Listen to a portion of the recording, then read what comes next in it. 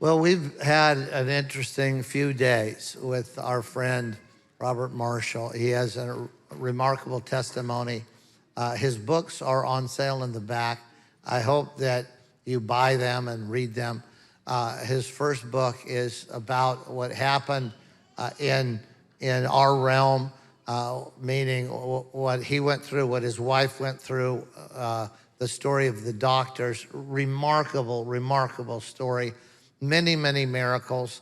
You know, he casually forgets some miracles that most people would, you know, be the feature of the day. But, you know, he's had so many miracles happen that he'll say, oh, yeah, God also gave me a new voice box and blah, blah, blah. Oh, yeah, God also. It's pretty amazing. Yeah, yeah. So anyway, if you can get the book, the first book again, not all, but a sampling of the medical records and just a verification of the testimony of what happened. Then his second book is called 44 Hours in Heaven, My Walk with Jesus, and it talks about all that he learned while he was there. And so those two books are available at the back. He's writing some others, but I just want to encourage you to buy those books and read them. Chances are you don't know a whole lot of people who have been there and back, and that's where we're all hoping to go someday. So anyway, with that, let's welcome our friend Robert Marshall.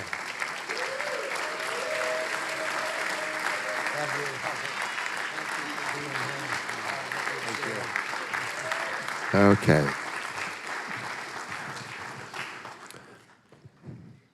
Sabash said I had to stand up here so they could lock the camera on me. I'll be here for about a minute. I'm going to be back down there because I feel like I'm looking down upon you. I want to address a couple of issues here. First of all, everybody saw on their chair a little blue card. That somebody was telling me they thought it was reserved, the seat was reserved and they had to go find another one. I apologize for that. What that is Jesus has asked me to do a song for every chapter in the Bible. The card, he started with John, the book of John, 21 chapters, 21 songs. He gave me the words, they're not my words. It's his understanding. My voice is a little broken tonight, and I apologize. Thank goodness I have a microphone. He gave me the words. He said, this is how he understands it, his message of what each specific chapter is. He gave me the music for it. I did it, produced it. I released the book of John. It's a double volume album in September. I want everybody here to have that double volume album absolutely free. If you will look on the back of the card, there's a QR code. If you go to that QR code, you can download both albums. No cost. Jesus said he loves you, and remember that. Can I go now, Mrs. Pastor? Okay, I got my Kleenex. I will cry. I can't help it. I'm a crybaby. I'm a wimp. I've got about 45 minutes to an hour, so I'm going to have to give you a shortened version. Tomorrow night, though, however, after the Super Bowl party, I will be there until you say 9:30, but I'll be there to whenever. If you want to stay up to midnight, 3 in the morning, I don't care. I don't know whether the pastor likes that, but I'll be there to answer any questions that you have about heaven, Jesus, what happened to me, the Bible, questions you might not have had answers or didn't have complete understanding. I will answer those questions for you. Jesus will answer those questions for you. Don't ask me what the lottery is. I don't know. And I also don't know who's going to win the Super Bowl. I know it's not the 49ers, and that's only because they're not there, and that's a bummer. My wife is she's a 49er fan. So let's get back to dying. May 19th last year, I entered the hospital at Fort Worth. Well, no, it's just 2024, about a year and a half ago. Forgot we had a year change. I've been a little busy. I entered the hospital and went to the emergency room because I had been diagnosed at a standalone emergency room. I had a very large mass grow up on my neck overnight. It was pushing on my airway. I was having trouble breathing and swallowing. And I went to a standalone clinic, and they diagnosed it, drew blood, did a CAT scan, and sent it out to a bunch of doctors. And the whole time they were doing all this, I'm sitting in that little waiting room, waiting for them to come back and tell me. They don't put a TV in those. I guess they meant to make sure that you're uncomfortable. So in fact, those little squares in the ceiling that have those little holes in them? In case you want to know, there's 723 holes. That's all I had to do. Look up and wait for him to come back. So they did the MRI, they did the CAT scan, they did the blood test, and he came back in and he sat down on his little silver stool like they all have. And there's a story about those little silver stools with the wheels on. You'll understand in a minute. And he looked at me and he says, okay, do you want it straight? No, I want you to lie to me. He says, well, we got your results back. We looked at the CAT scan, the blood test. I sent it out to 2 outside doctors. I sent it to an oncologist. I know what an oncologist is. And another doctor that's not in the hospital here. We all came to the same diagnosis.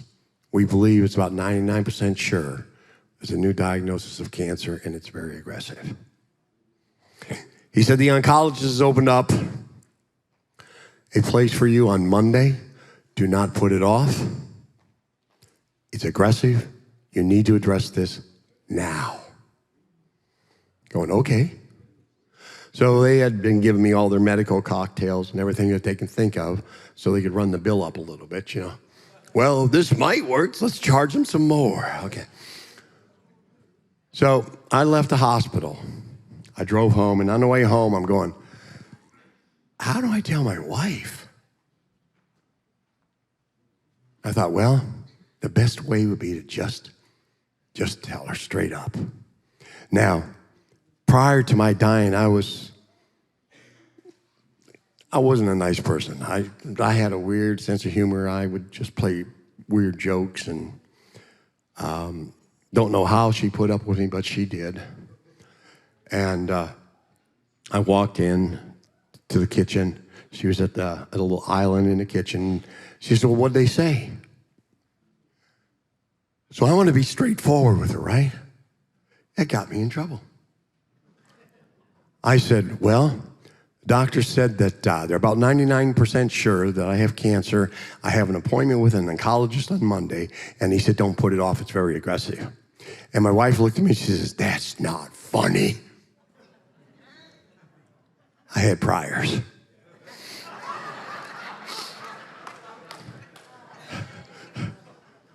I did. And I said, sweetie, I'm not joking. And I put the card down of the oncologist, and she looked at me and she says, you're serious? And I said, yeah. She says, okay. We'll just have to deal with it. We'll make sure we're there, and we'll go do whatever we need to do. She handled it pretty well. And we were planning on going to see that oncologist on Monday. I never made it to Monday. Friday, it had grown so much, it was putting so much pressure on my airway. I was having trouble breathing. I could not swallow a sip of water. I was dizzy. My vision was blurry. My wife's been in the medical field. I'm not going to say how long, because she'll say, you telling people my age? No, I'm not getting in trouble there. I've learned. But she's been in it all of her life. And she has these blood pressure cups and little oscillatometers or whatever. Oxygenopata. That little thing that clips on your finger? Okay, I'm not the doctor, okay? Clips on, tells you what your oxygen content is. She takes good care of us. She put that on, and she was checking. And at that point, my oxygen level was down to about 87%. Now, they say if you get below 90, you get to an emergency room immediately. Now, I was Mr. Tough Guy. I'm the man. I'm going to drive. Everywhere we go, I got to be in control. Well, I didn't feel real good that day. I turned in Mr. Man Flu Wimp Guy. I couldn't see straight. I was dizzy. I'm walking around. I'm going, whoa.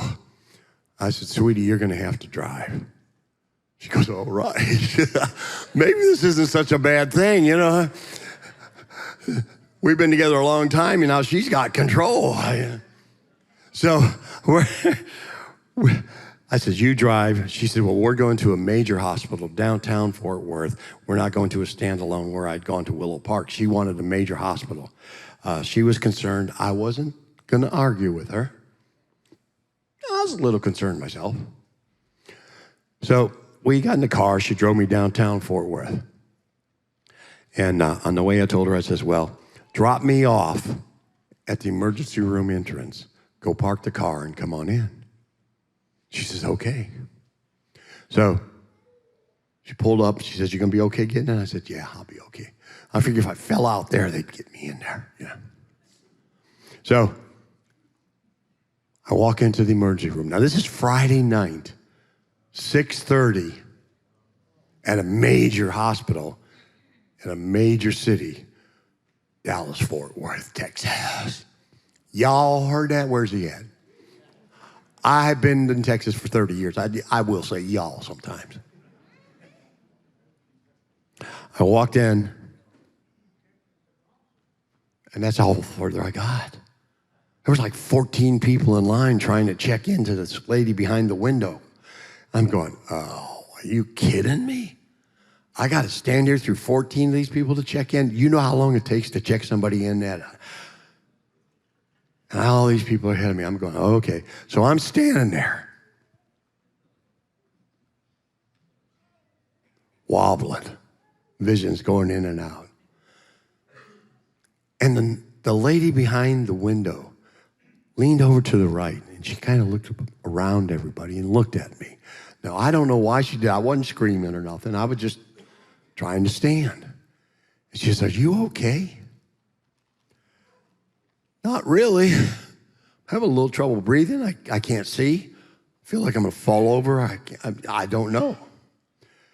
And, of course, this mass is really large now, and she probably noticed that, too. She says, you go into the back right now. She hit a button and the door opened. I'm not going to argue with her at this point.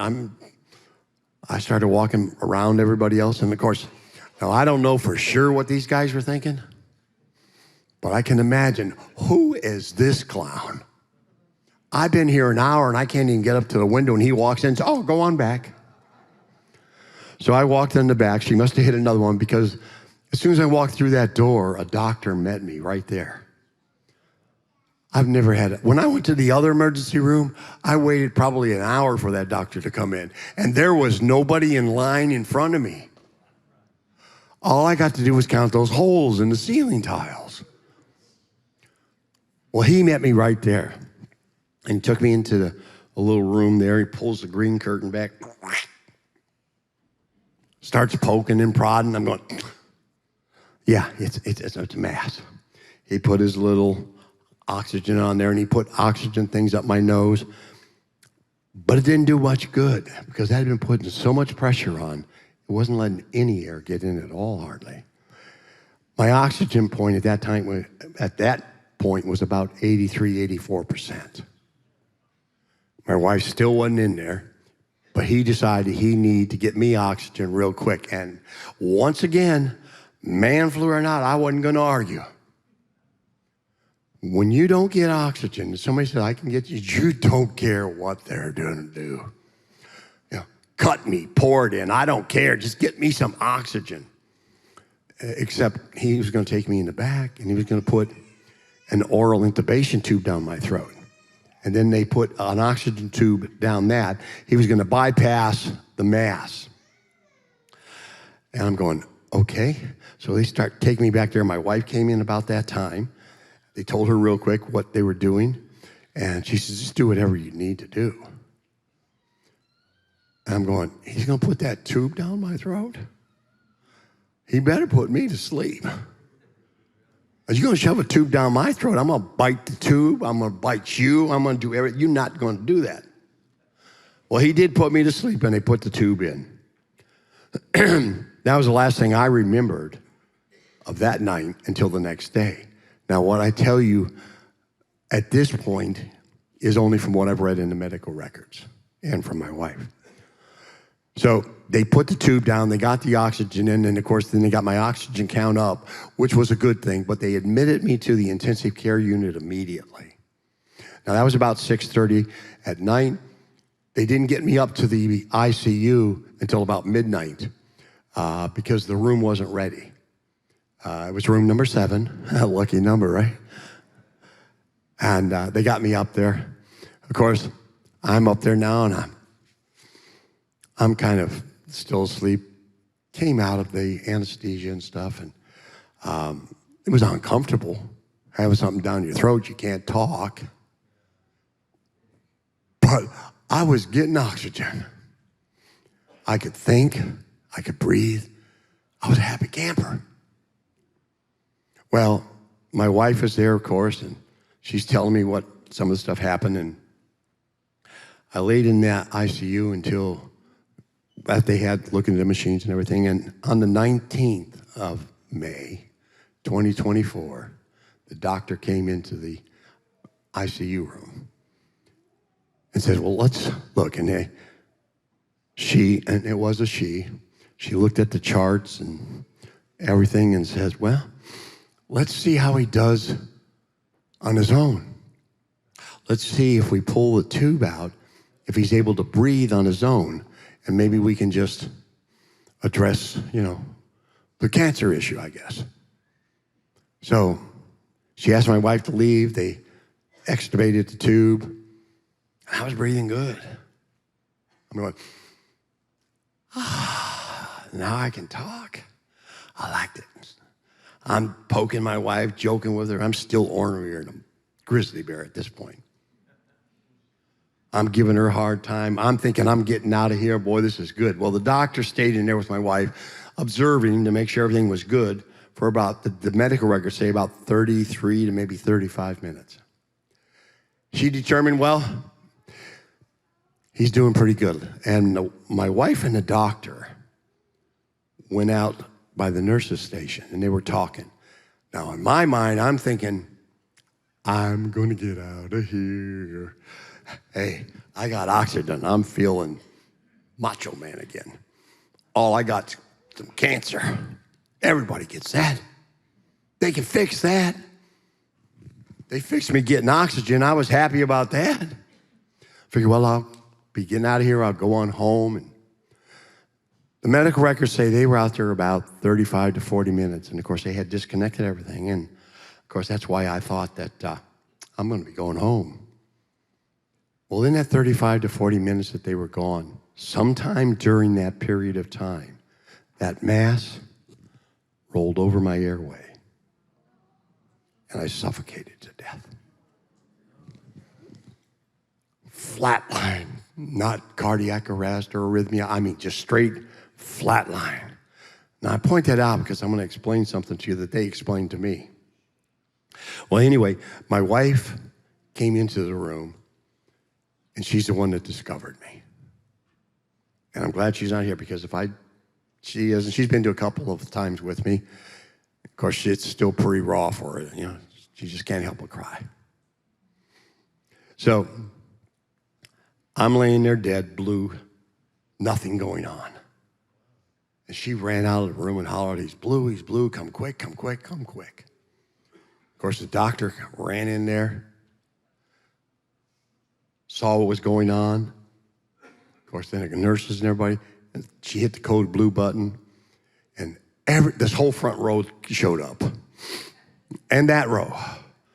I mean, they came out, they looked like ants crawling all over. They chased my wife out of there, and everybody in the world was in there trying to do things. Now, when I'm there, you've seen the TV shows, right? They got those clear. They didn't do that. I asked them later, And they explained it. Instead of that, they had a very large male nurse who was doing compressions to get my heart going. And he was having a ball. He was breaking ribs. He was splitting ribs. He thought he was Muhammad Ali crushing ribs. I don't know. He was giving me body blows. He split them. He broke them. He was trying to get that heart going. I asked him later, why didn't you, when I came back, not many people get to come back and get on the doctor's case, but I did. I said, why didn't you use that clear thing? He said, we didn't do that because you have to have some type of a rhythm in there for us to zap. If you had nothing, you weren't just going to die, you were dead. One pastor said he was graveyard dead. So he's had to do those compressions, and he kept doing those compressions and everything else. And, of course, he had fun breaking them, I guess. Well, they're crawling under me, trying to get everything on top of me. They're trying to put the intubation tube back down my throat. It couldn't get down there because that mass had rolled over, and they just kept nicking things. It was just a mess. Well, when I died,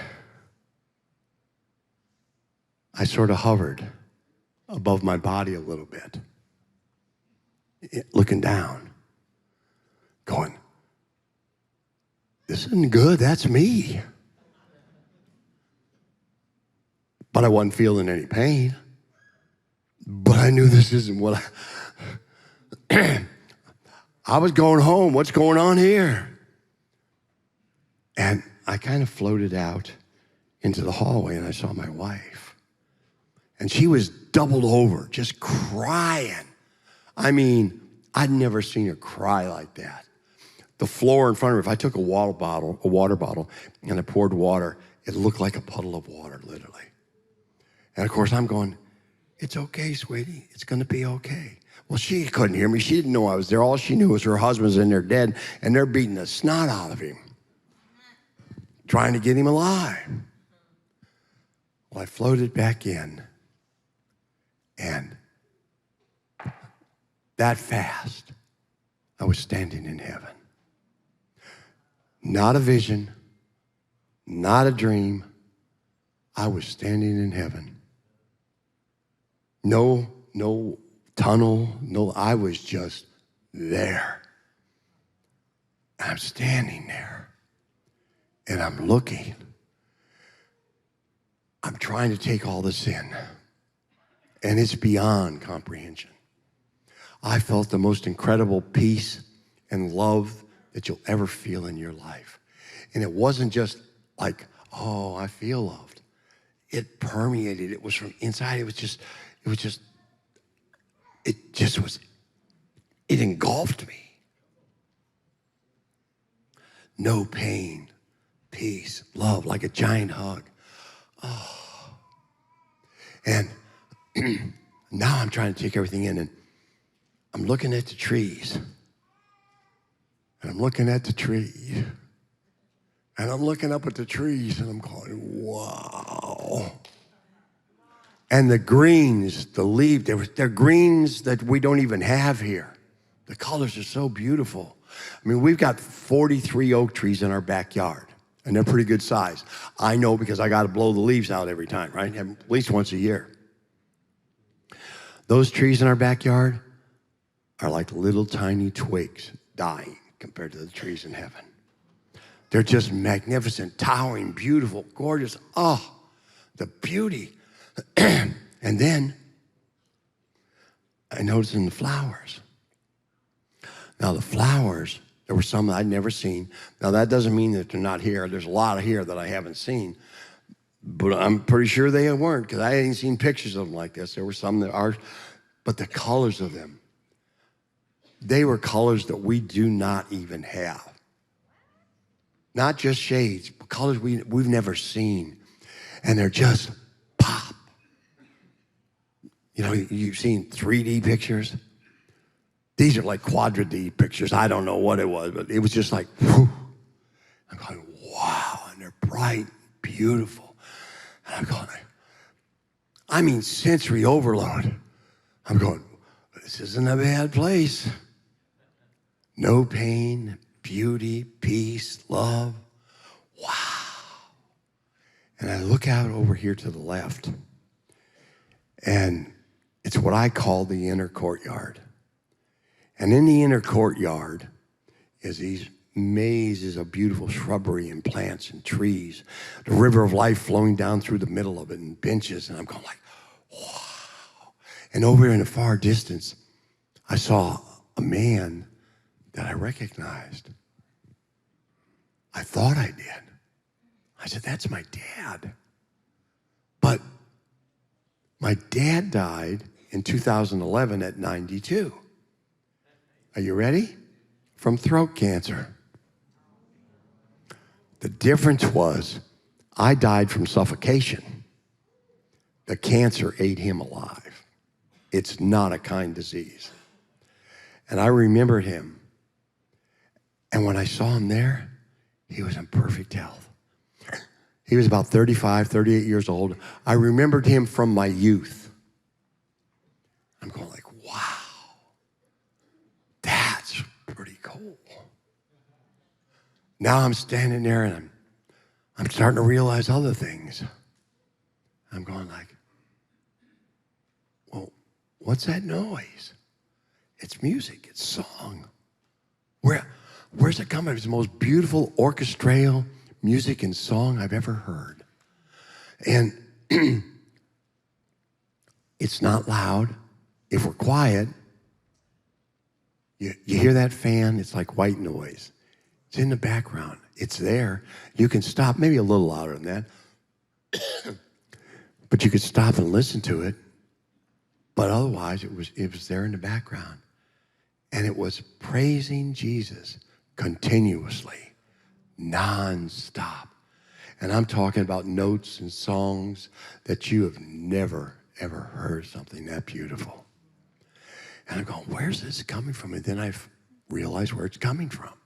You see, in heaven, every tree, every plant, every rock, every stone, everything in nature gives off its own little melodic tone or hum. That's what I call it. Remember, I'm trying to give you words to describe heaven, and I just don't have words here, but it's beyond that is.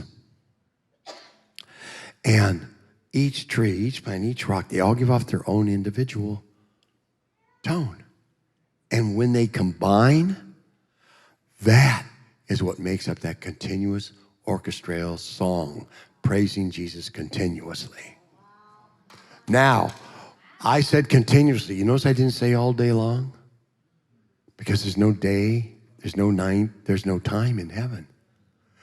And I'm standing there and I'm looking around and I'm smelling the air and I'm going like, wow. That was the most beautiful, fresh smelling air that you can even imagine. And then I found out where that's coming from. See, every tree, every branch, everything gives off its own little, tiny, unique smell. And when they combine, just like the tones did, it makes the most beautiful fragrance of fresh air that you've ever smelled. Now, it's not perfumey, it's not sweet, it's not like your Grandma Tilly's cologne or your Uncle Bob's Old Spice or Brut cologne. I mean, it's not like that. It's just, it's heaven. You just can't describe it. But it was beautiful. And I'm going like, wow. And then, you got to remember, this was all new to me. When you get there, you'll know what I'm talking about. You're going to be like, I probably had my jaw dropping a lot too. I don't know. And then I'm looking, I go, there's no sun up there. What's the light? And then I found out. You see, we've always said Jesus is the light. Anybody here ever hear that? Well, in heaven, it's literal. Not just a comparison. And Jesus emits his light throughout all of heaven. And it permeates everything and everybody. He lights it up and is absorbed literally through you. But in that light is his love and his peace and his joy. And that's what I was feeling. It just permeated my body to my inner soul. And it's the love coming out, not going in. It was amazing how I'm going like, wow, when is this going to stop? Yeah. How much more am I going to see? Well, I didn't know it then, but I was going to see a whole lot more. And I look over at my dad and I said, you know, I'm going to walk over there and talk to him. So I walked on over to my dad. Now, oh yeah, we're going to be late. So I walk over to my dad and I said, walk up to him. Now, you have to understand that my dad and I had this special little thing that we used to say to each other. I was in the military and government service for a long time, been in a few wars, and you usually get yourself in some bad situations, been shot, blown up, plane shot down, stupid stuff. And I'd end up in the hospital someplace, and of course my dad come to visit me, and we walk in, or whenever I got in trouble, he had a special way of breaking the ice, the tension. He'd walk in and he said, well, son, you did it now, didn't you? And I said, Dad, I didn't do anything. I got shot or blown up or whatever it was. And he said, I know. And then we would talk about it, but it broke that tension. Well, that was just kind of, it doesn't help a lot. I'll get a water, okay. Everyone want to take care of his water. No. All right, so this is as a result of doing 88 events in a few weeks.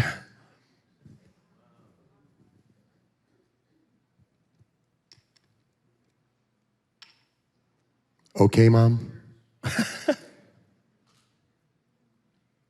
So I walk up to my dad, and of course, I'm still me. At this point, I'm questioning everything. I'm going, I don't understand any of this. I walk up to him and I said, Dad? A little question mark in there. And he looked at me and says, yes, son. And you know what he said, don't you? Well, you really did it now, didn't you, son? I said, Dad, I didn't do anything. I died. He goes, I know, but he broke that ice. Jesus let him do that so that I would know that that was my dad. There was no question, because he's the only one that ever did that. And we talked a little bit here. I'm rushing through this, I know. Remember, tomorrow night we'll answer any questions, talk about whatever you want. So we talked, and I kept noticing over on the right-hand side, there's a light, a little bright light over there in the corner, and there's a silhouette in there of a man. And I'm looking at it, and I looked at my dad, and of course, I'm so intelligent at this point. I said, who's that? He said, who do you think it is? Jesus? He said, boy, you'll never learn. He said, yes. Okay. We talked a little bit more. I said, how do I get to talk to him?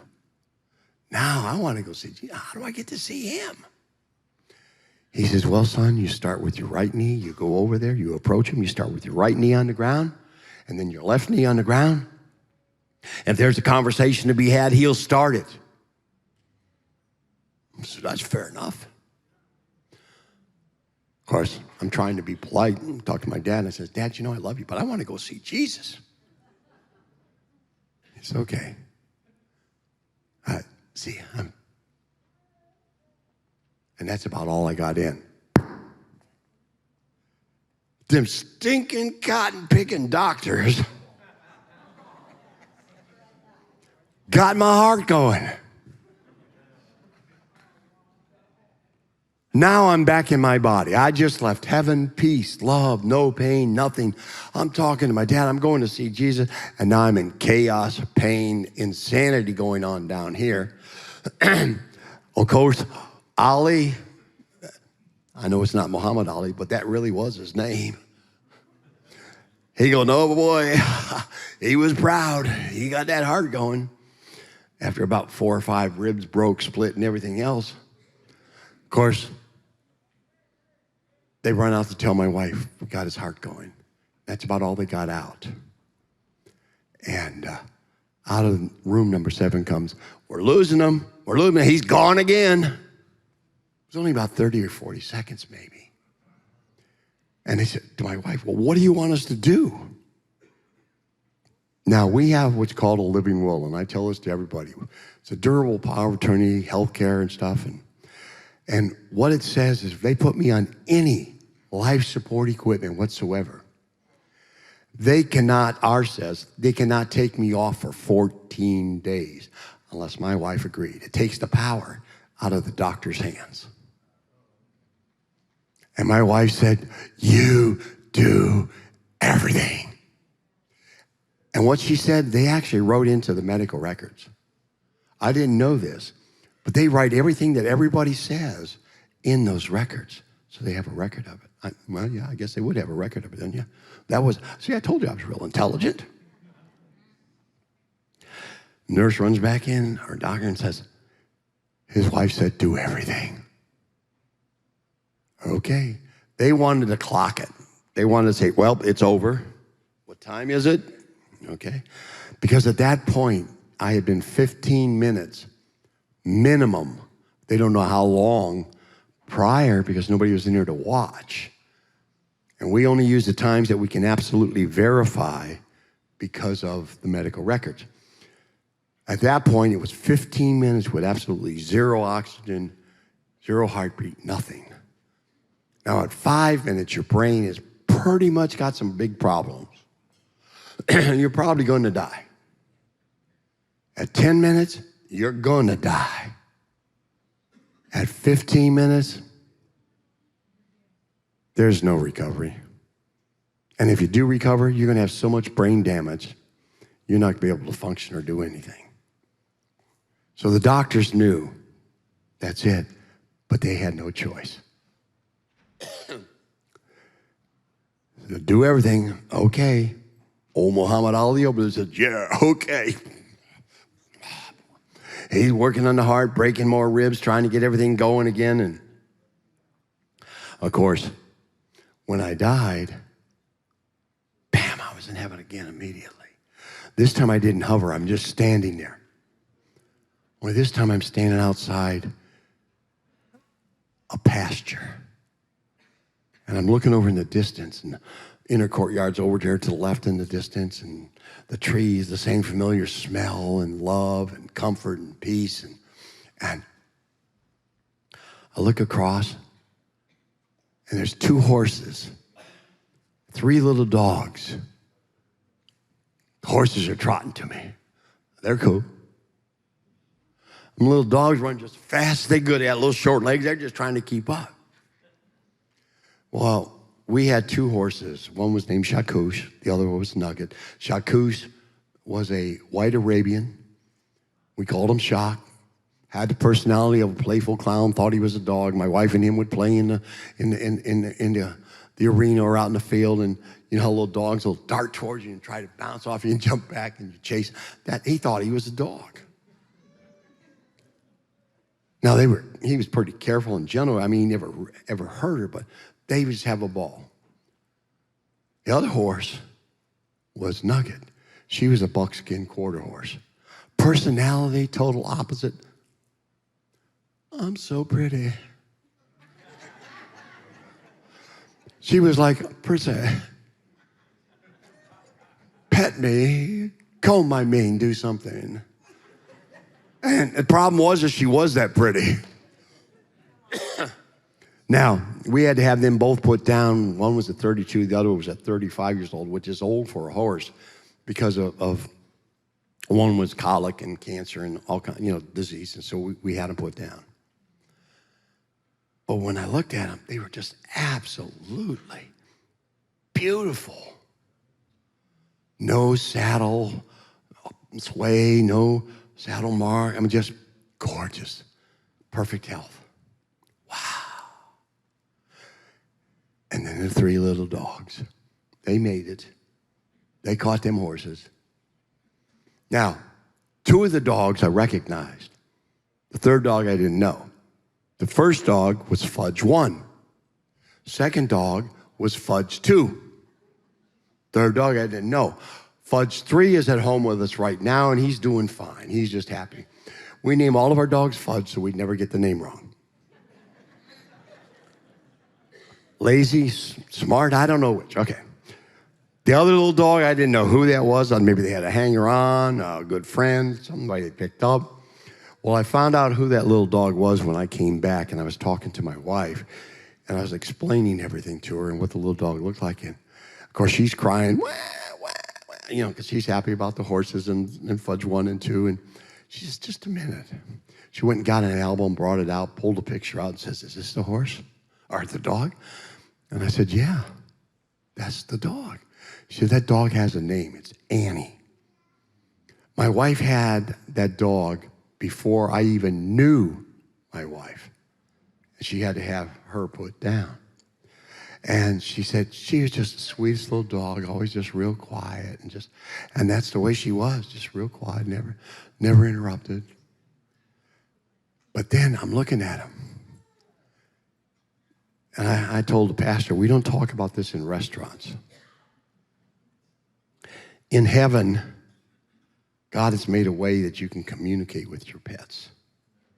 Now, if you ever wonder what your dogs are thinking, or your cats, when you get to heaven, you'll know. But remember this, they'll know what you're doing too. Now, I don't mean like, hello, I'm Mr. Ed, the talking horse. But you can actually hold a conversation with them. And I'm going like, wow, this is really cool. So I'm standing in heaven. This is what I don't say in a restaurant. I'm standing in heaven talking to my horses and dogs. Now, I say that in a restaurant, that person over that table says, honey, let's go quick. I don't know what he's going to be doing next, talking to the table, but I don't want to be around, okay? So I'm talking to my horses and dogs and just enjoying it and the peace. And I'm going, ah. And I look over and I see the silhouette that my dad said was Jesus. I said, you know, I'm going to go talk to Jesus. Told the horses, you know, this is an experience. It's all new. I think it's cool. But I'm going to go meet Jesus. I got about 3 steps in. You know what them stinking doctors did? Ollie was going to, he broke a bunch of more ribs and he got that thing going again. And I was back into my body again instantly. Ollie's got a big smile. Except I was feeling all those broken ribs and everything else. Well, that was about 20 minutes, and they still hadn't got any oxygen in me. You're talking 35 minutes now with 0 oxygen, no heartbeat, except for another 30 seconds, because that's about how long it lasts. And then I flatlined again. Ollie goes, yeah. He was training for a heavyweight fight, I think. He's going body shots like you couldn't believe. Breaking more ribs, getting his workout. He'd have to go to the gym, nothing, you know. So I was immediately back in heaven. And I was standing outside the inner courtyard. Of course, what was going on down here, the reason I died again, see, they had tried to put that intubation tube down my throat. And they couldn't because that mass was in the way. And they kept hitting it. Every time they hit it, of course, it's got little sharp edges. They'd nick it, it'd bleed. They'd nick it, it'd bleed. So they decided that they were going to have to do a tracheotomy on me. And, of course, Ollie's having his fun. I'm bouncing all over the table, you know. Doctor gets a scalpel in his hand. Do you know how sharp those things are? They can literally lay it on your finger and it'll cut you. Now, surgeons are pretty good. Don't worry. But you add a scalpel and put a scalpel in a surgeon's hand, and he's going to cut your throat while you're bouncing. It's not a good combination, trust me. Well, Ollie kept pushing and trying to get my heart going again, and of course, this doctor, he's going to give me a tracheotomy, and he cut it, but he cut it crooked. He cut it too large. Make a long story short, they finally got a hole in there. Trach was too small. They had to get another trach, but they got a trach down there, put an oxygen tube down it, but I'm still not getting any oxygen. And they couldn't figure it out. They go back up there and they're looking at the machine anyway.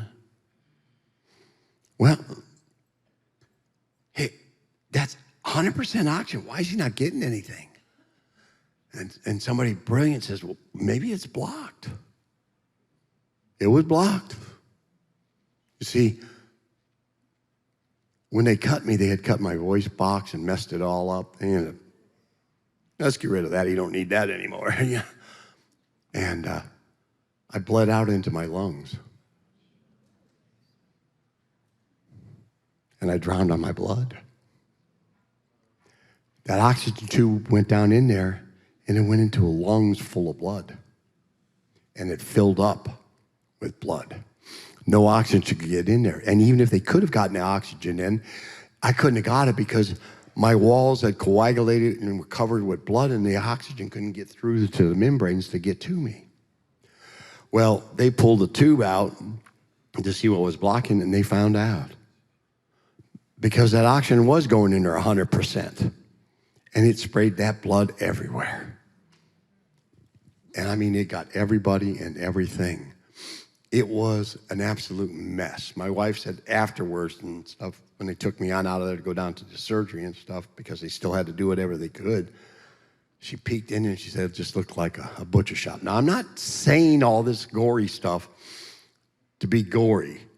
Jesus commanded me when he sent me back that I will share what happened to me so that you will know.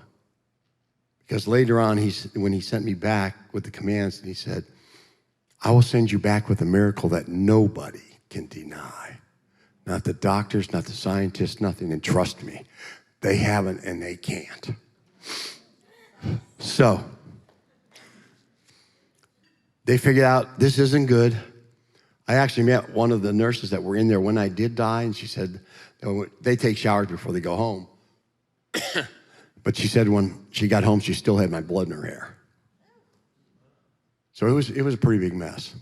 Well, now they figure, well, we got to get no heartbeat. We got no oxygen. Now we're talking a long time with no oxygen. But now they got a blood problem. What do we do with all this blood? They ended up drilling a hole through my side to drain the blood, took a liter bottle out of blood and fluids, and then they had to scrape all the insides of my lungs. They went down through to scrape it and so on. Oh, yeah, we're going a little bit longer. So, of course, now I died. Thank God I died again. My cotton-picking wife and them doctors, I'm going like, will you please stop it? I didn't say that, but now I joke about it. I'm going like, that lady was determined.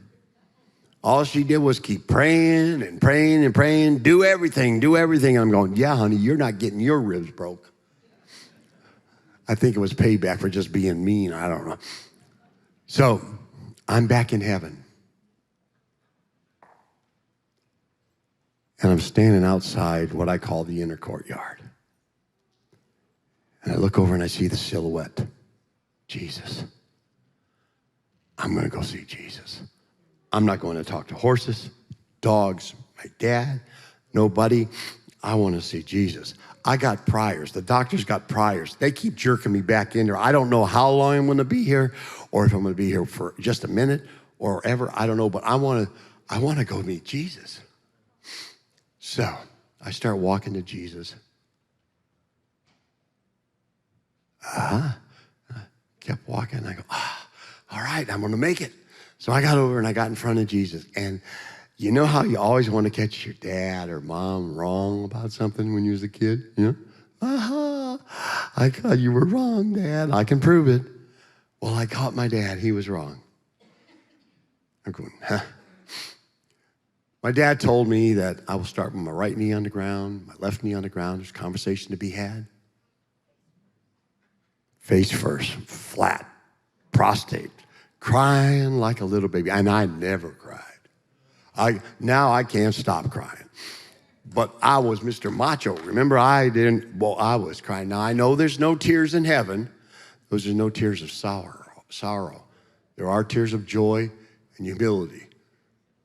If you don't believe me, when you get there, you'll know. You won't remember this conversation, but you will experience it, I promise you. I am laying, I'm going like, I was in front of my Lord and Savior, the creator of the whole universe, and I'm in front of him? Heaven just really became real at that point. I'm not wondering if I'm there. I know I'm there. It was amazing. And Jesus stood, and he walked over to me. He said, take my hand. Give me yours. Stand. It's going to be okay. And he helped me up. He wiped my tears. He said, we've much to walk and talk about. And you've much to learn. At that point, Mr. Macho, crazy, questioning everything, you think I wouldn't have anything to say except, yes, sir. No.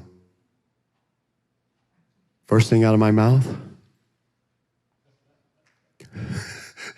can I go back? Can I go back? What is wrong with me? Did I not remember what those people were doing to me down there? I'd just been back twice, and I was mad about it, and now I ask, can I go back? I told him, I need to go back because I could remember Carol.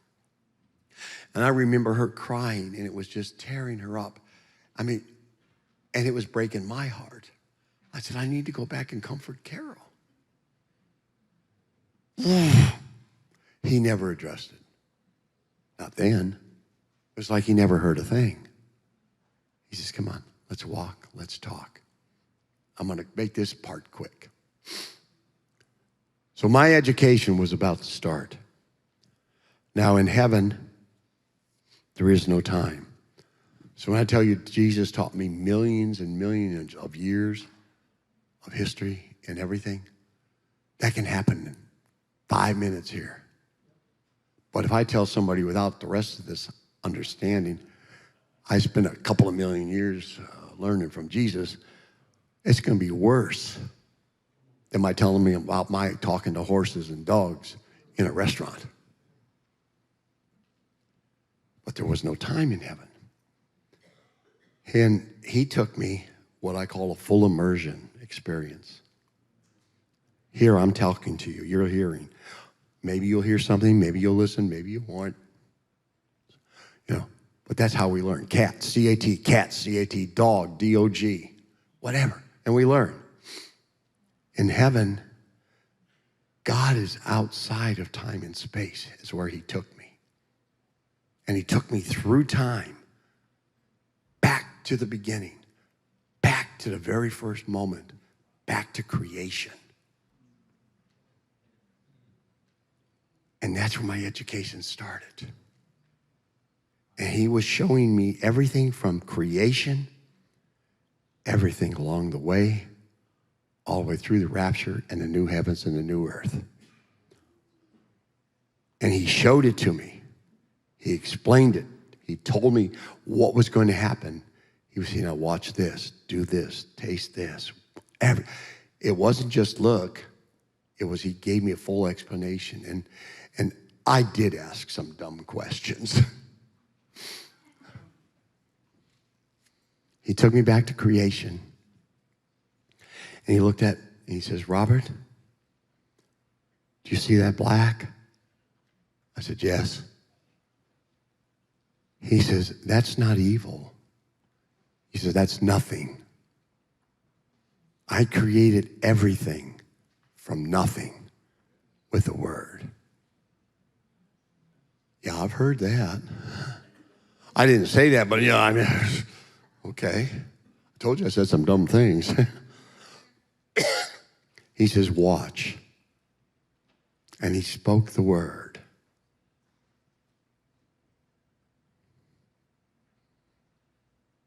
And I saw creation. I saw the lights. I saw it. He showed it to me. He explained to me what's going on. And he continued on through everything. I saw Satan before he fell, why he fell, what happened then. I saw the Garden of Eden. I saw the dinosaurs.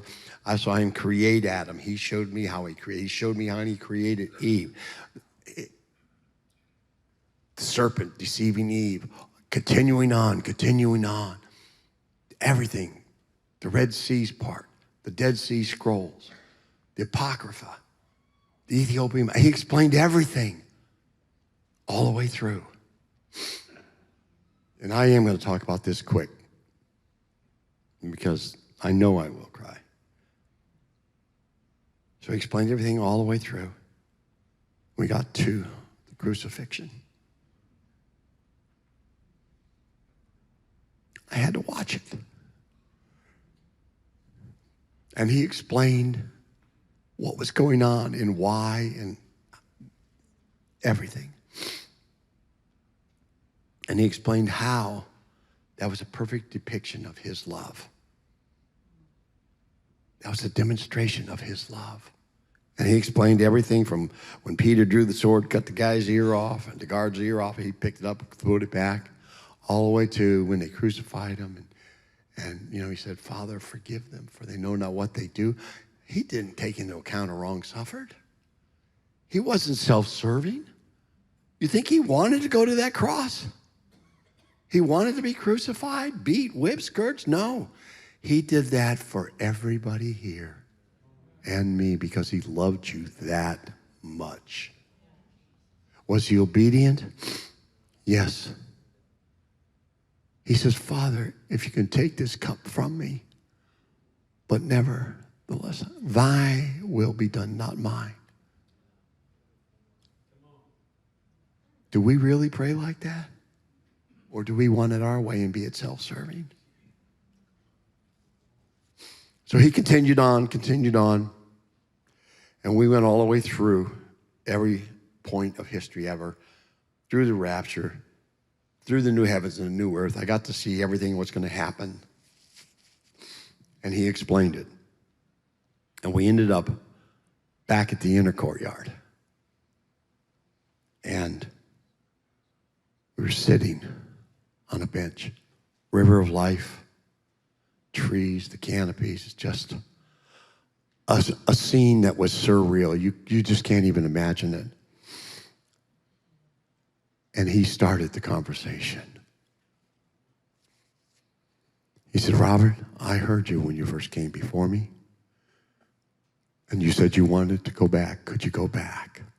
Because you wanted to comfort Carol. I heard you. But I couldn't and wouldn't send you back like that. Your brain has been absolutely destroyed. It has no function. Your brain cells have died. There's not even any more cells to explode to get oxygen. See, we have residual oxygen through our body, through your brain cells. And when it's starved of oxygen, what happens is it explodes your brain cells to get that oxygen. And when it does, it emits a gas.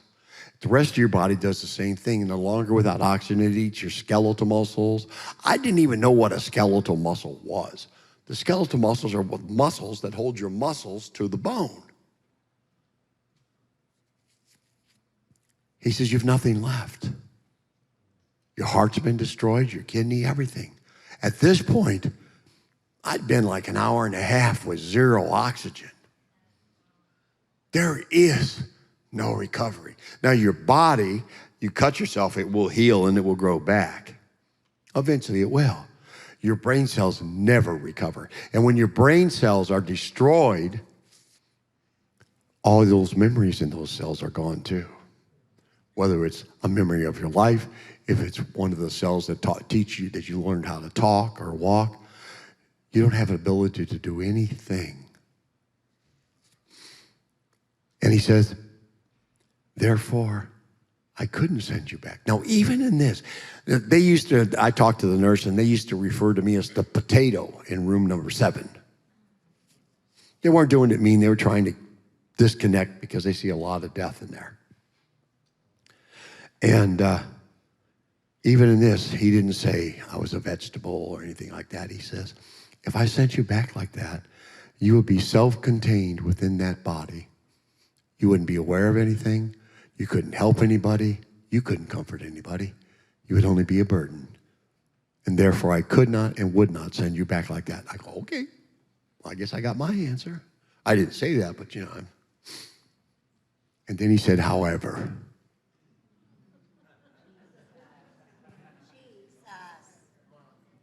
However, I could and I would send you back with some caveats, some conditions. He said, first, I'll send you back with a miracle that nobody can deny. Not the doctors, not the scientists, nobody. Okay, I got to hear about this miracle. He said, I'll send you back. I will give you a new brain. I will give you a new heart, new kidney, new liver, everything brand new. As if you never died. He says, and I will give you a complete memory of your entire life with total recall. I'll give you a complete memory of everything that you learned, everything that you experienced here, and everything I taught you, including why you died, how you died, and what I did. And I'll give you total recall. He said, this was a good one here. He got me. If you choose to go back, choose? I got to choose? If you choose to go back, he said, I will command you, wasn't an option, I will command you that you share everything that you learned, I taught you about your miracle in heaven and him with anybody, anywhere, anytime that I put in front of you. Look around. You're all here because he put you here. You didn't come here by accident. You're here because he put you here. He said, and then you will also answer any questions from anybody, anywhere, any place, anytime that I put in front of you about heaven. And so not the lottery, remember that, okay? Not the Super Bowl. And you'll do so in truth and spirit until I bring you home. Okay? And then he said, there's one more caveat. That's not enough? Okay. He said also, if you choose to go back, the moment that you enter your body, you will feel every discomfort, every ounce of pain, every surgery, everything from the time you entered the hospital, including the emergency room, until you leave the hospital. And you'll do so as if you had no anesthesia. He says the doctors will know, or they will think, first, As far as they're concerned, you're dead. But they still give you drugs and anesthesia and everything that they do because of protocol. I'm a dead man and they got protocol? They thought of a new way that they could put more drugs in and make more money. They get advantage of a dead man there, don't you think? He said, now, if Jesus ever tells you if, pay attention because he's got something coming. If you survive that pain, if I survive the pain, he said, then I will allow the doctors to continue with your new organs, your new heart, your new brain, everything to heal the rest of your body to full health as if nothing ever happened to you. I said, okay. He says, now you choose. I'll search your heart, I'll search your mind to make sure you have the right reasons and motives. You can choose to stay here and you will be fine. You'll never remember this conversation.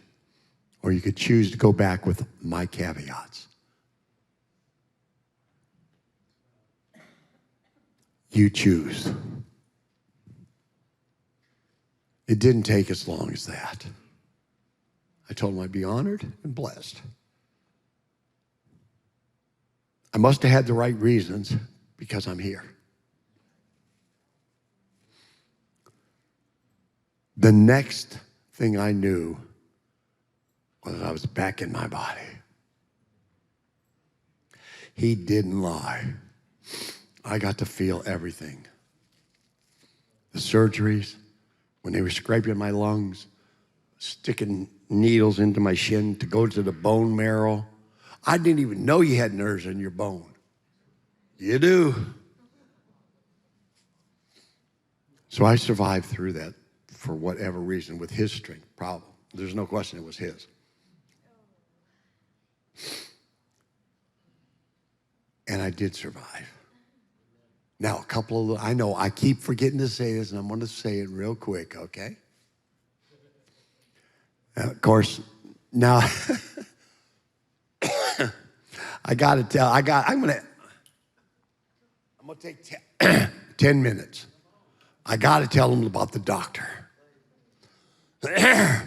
So, I died the 19th of May.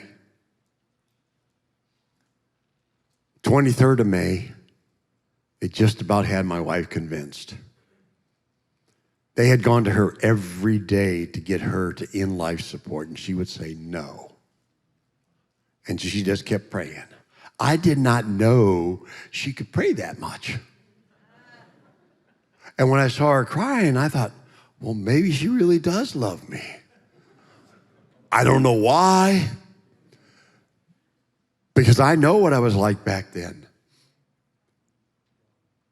And I wouldn't even have liked myself. And I asked her, Sanson, I said, well, why did you even put up with that? She said, I just let you be yourself. I loved you. I went, yeah, but you let me be an idiot. So, 23rd of May, my wife and I, she used to take her 2 fingers and put them in my hand. When we drive through the car, I'd be like this, and she'd put her little 2 fingers in there, and I'm not going to use you. Put your 2 fingers in my hand. It's easier than me trying to put mine in and hold the mic. And I'm going, okay, I'm back here. They're talking about indiness, and we talked about cremation. I'm going, wait a minute. Now, they've got me drugged up, paralyzed, drugs, everything else, but I'm in there. And it was all I could do. I squeezed her fingers. She squeezed mine back. I squeezed hers again. She squeezed mine back and said, I don't have it in me, baby. I didn't have enough to squeeze him back the 3rd time. And she looked at the doctor. He's in there. He just squeezed my fingers. The doctor said, no, he didn't. He can't. You've seen the MRIs. You understand. All that was maybe a muscle twitch or something from the drugs or muscles or something type. But there's no way that he can squeeze your fingers. First of all, he's on paralyzing drugs. Even if he were in there, he couldn't squeeze your fingers. But the doctor just knew he had her. He said, okay. The doctor figured, this is my chance. He said, here's what I'm going to do. I'm going to lower all the drugs down to 0. I'll come back in a couple hours, and I'll show you there is no reaction, no tactile stimulation, no reaction. They like those big words just to confuse you. Basically what it means, you're not going to react to pain, anything, nothing. There's no reaction.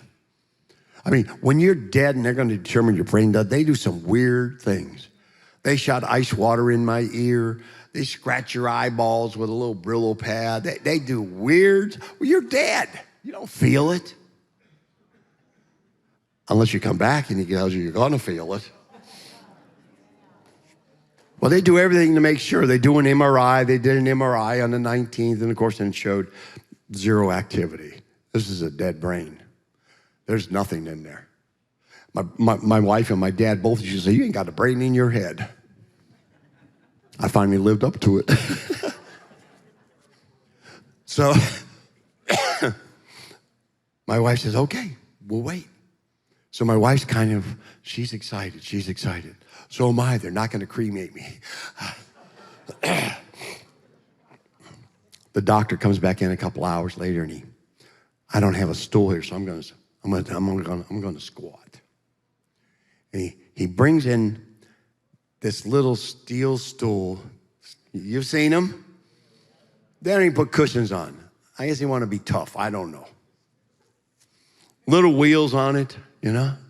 There's a reason for those wheels. I found that out too. He scoots that up next to me. He says, okay, I'm going to show you. There's no reaction to anything. Now remember, this is the leading pulmonologist in the country. Supposed to be a pretty smart man. He's about to talk to a dead man. He gets up next to my ears, and he said the dumbest thing I ever heard. First, he gets next to my ear, and he screams as loud as he can. My name is Dr. Gouda, like the cheese. From then on, he's always been known as Dr. Cheese to my wife. And he knows that we told him. Okay, you're talking to a dead man, Mr. Cheese. If you can hear me, raise your arms. If I could hear him, he's screaming at the top of his lungs. Now, first of all, if you can hear me, he knows I'm dead. Of course I wouldn't hear you. And if I wasn't dead, you're right next to my ear yelling. I might have been before. You probably just broke my eardrums.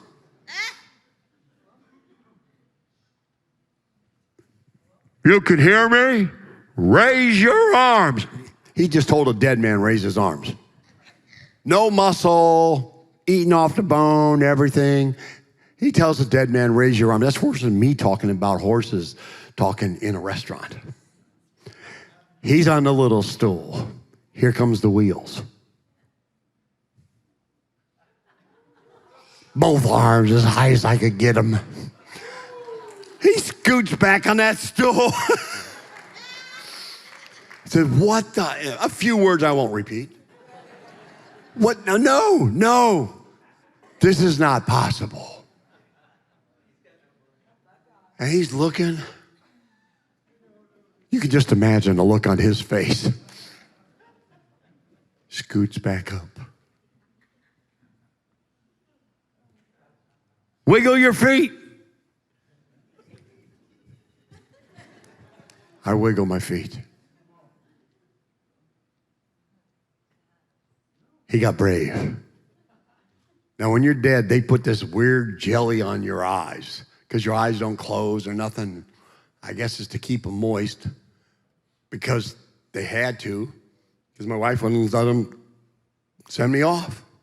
So I look like gauzy, jelly-eyed fish eyes. Of course, been a while, old growth of beard, big old mass still. Had to look hideous. Look at me.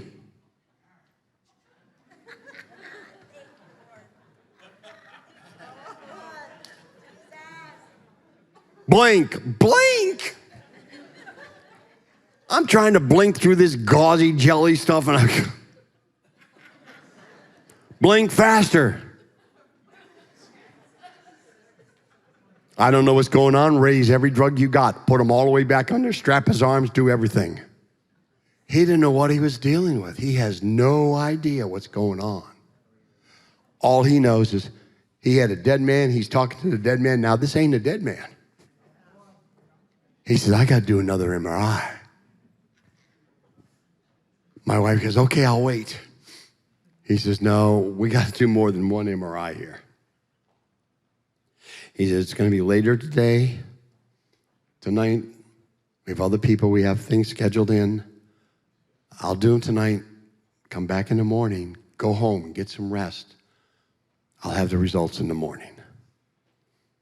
My wife went home. I don't know how much sleep she got that night, but she came back the next morning, walked up to the nurse and says, did the MRI results come in? The nurse says, yes, they did. My wife says, well, what did they say? Nurse says, you know, I can't tell you that. The doctor has to tell you. I'm not a doctor. I can't read the MRIs like he does. And he has to tell you. My wife goes, ugh. And she knew that, but she was going to try and get the answer anyway, right? She said, well, let me ask you this. If it were your husband, would you be optimistic or not optimistic? And the nurse looked at her and she says, I'd be very optimistic. My wife goes, how long until the doctor gets here? A couple of hours. They didn't have tiles for her to count the holes in, but she waited and she waited. The doctor came in and he says, okay, I got the results. He says, it's a different brain, different heart. There's nothing wrong with him. Nothing. We don't know. They kept me in the ICU for 21 days, experimenting on me, trying to figure this out. Sedated. I mean, they weren't lowering them drugs. I don't know what they thought they was dealing with, a zombie or what, I don't know. But they were going to check this out. Well, I don't have anything wrong with me. Now, a couple of points. And I promise I'll end. I'm doing good. All right. You remember that mass, that big old cancer thing, right? Remember I told you they could fix that? It wasn't cancer. It was a strep infection. But it rolled over and I suffocated to death. So why'd they think it was cancer? Because they had done blood tests. And this mass had come up so quick, they associated the cancer in my blood to that. But it wasn't that. I had liver cancer. And they said I would have had less than 4 months to live. But guess what? I got a new liver too. Ha, ha, ha. I don't have cancer. I don't have anything wrong with me. My blood type's O. But it used to be A. And if you think that ain't a problem, I retired from the military and government, and they got every medical record in my life. And you go down there and give them your blood, and it's not A, it's O. They look at me like, okay, let's see your ID. Trust me, it was a hassle. So now, one last thing. I know if I don't say this, she's going to get me. I have the universal blood now, but it's no big deal. All right, so remember this trach. Well, the day before I was going to leave, I was finally going to get out of there. They're going to take the trach out. Of course, I got no voice box. It's all, so the physician's assistant, or the doctor came in that time. And he said, all right, we're going to take the trach out. And they were explaining to my wife, when we take this out, he's going to have a hole in his neck about this big. It was big enough that you could take a golf ball and put it through. Just fall down into my body. Boop. He says, now, it's very important that you keep this clean. So when we take this out, I'm going to show you how to put the gauze on, keep it covered, keep it wrapped, keep it clean. Because anything that goes into that hole is going straight into his body, and it's not going to be good. I'm awake now. I'm going, you're right. It's not going to be good. I've had about enough of them poking and prodding and cutting and everything else. I want to get out of here. We'll keep it clean. We'll keep it clean. I wasn't saying that then because I didn't have anything to say it with. I'm thinking that in my mind. So my wife comes over, they pulled the trach out, and of course, they show her the hole, and they cleaned it all up, and they showed her how to bandage it and make sure the tape didn't get on the skin, because that was going to have to heal. It'd take about 8 months to a year, something like that, to heal. And then as that outer skin, that on the outer of the hole would heal enough, they would be able to then sew in a little speaker thing, you know. And but that had to heal enough for them to sew that in, and then of course I'd be able to go. Okay. So he pulls the trach out, shows her all that stuff. We're good. Next morning I'm going home. Okay. Yay. Next morning the physician's assistant came in. You know those silver stools? I think they have them. They race on them or something. He pulls the silver stool in. He sits down on it next to me, and he calls my wife and says, okay, I'm going to show you again how to make sure this is clean, how to wrap it. And they had a whole gauze thing around my neck. And I looked like a mummy in there or something. So he unwraps it, and he says, now, make sure when you pull this tape off, you don't tear the skin around the edges. Make sure it's always on the outside of it.